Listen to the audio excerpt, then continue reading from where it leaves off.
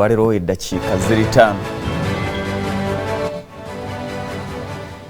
eddakiika ziri 5 eziyise ku ssaawa 3 ez'amakya g'olunaku olwaleero ennaku z'omwezi 8 omwezi gwa 4 omwaka 2022 nkuwaniriza ku BBS Telefine yaffe gy'osinzira okubeera ng'otulaba lunaku lwa Kutaano. It's a public holiday lwateereddwawo okubanga tukungubagirira abadde Speaker Parliament Jacob Lokoli Oulanyah abadde Speaker Parliament eye-11 agenda okugalamizibwa mu nnyumba ye ey'olubeerera olunaku olwaleero ku ssaawa zijja kuba 8 lwagenda okuba nga aziikibwa. Enzibeera bw'oyita mu kibuga ofiisi ez'enjawulo nzigale, zibanka nzigale, ebitongole eby'enjawulo bigale kubanga lwateereddwawo ng'olunaku olukulu olw'okukungubaga mu ggwanga lyonna era bendera zirina kubanga zeewuubira mu makkati mu kulaga omukwano kubanga badde namba 3 w'eggwanga ate nga mu ssemateeka kirambikiddwa bulungi nti namba 3 singa ava mu bulamu bw'ensi eno oba omumyuka we balina okusaba okukungubaga okutongole ng'eggwanga. Nkuwaniriza nze Ssentongo Frederick Lugonvu. Bingi ebiri mu Uganda, bingi ebiri mu nsi, ebikola eby'okutulugunya bikyalimu newankubadde ng'oba oliawo biringa ebikendedde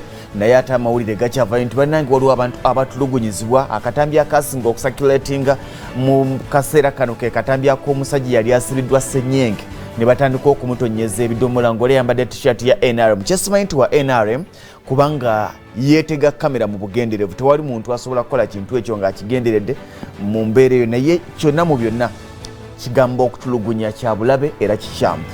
Naye nga amawanga ag'ebweru mbadde ntunuulira olunaku olwaliro ekitongole ky'ensi yonna eky'ebyobulamu ki World Health Organization kifulumiza alipoota nga kiraga nti omuwendo mu Africa gwe twamanya ogw'abalwadde aba COVID-19 gwali mutono nnyo ku muwendo omutuufu ogw'abantu abalwala COVID-19 ku lukalu lwa Africa, nga bagamba nti ekimu ku byatuyamba kwe okuba nti abaddugavu wano mu Africa percentage ennene esinga ya population bakyali bavubuka abasobola okuba nga balwanyisa endwadde ezibeera zibalumbye. N'olwekyo ensonga lwaki olaba ng'abantu batono nnyo abaayogerwa nti baali balwadde okugerageranya kwabo abatuufu abalwala. Bafulumiza alipoota nga balaga nti 2.3 bye bitundu 65 ku buli 100 ku Bafirika abalwala COVID-19. 2.3 bye bitundu 65 ku buli 100 Abafirika abalwala COVID-19, wadde nga abamu obulwadde buno tebwabakosa olw'embeera eyaliwo era nga bakulaga nti omuwendo ogwayogerwa ogw'abalwadde ba COVID-19 gweyongeramu emirundi 97.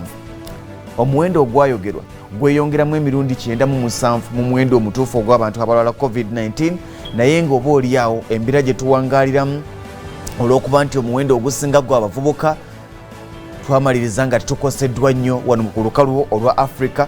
Ate nga bw'ova ku bya COVID-19 olunaku olw'enkya Paalamenti y'eggwanga erya Pakistan tusuubira olunaku olw'enkya Imran Khan Ssaabaminisita agenda kubanga aggyibwamu obwesige. Olunaku olw'enkya Ssaabaminisita w'eggwanga erya Pakistan Imran Khan agenda kubanga aggyibwamu obwesige kubanga ajjukira nti ku lwokuna lwali lwa Sunday olwa wiiki ewedde Paalamenti yayina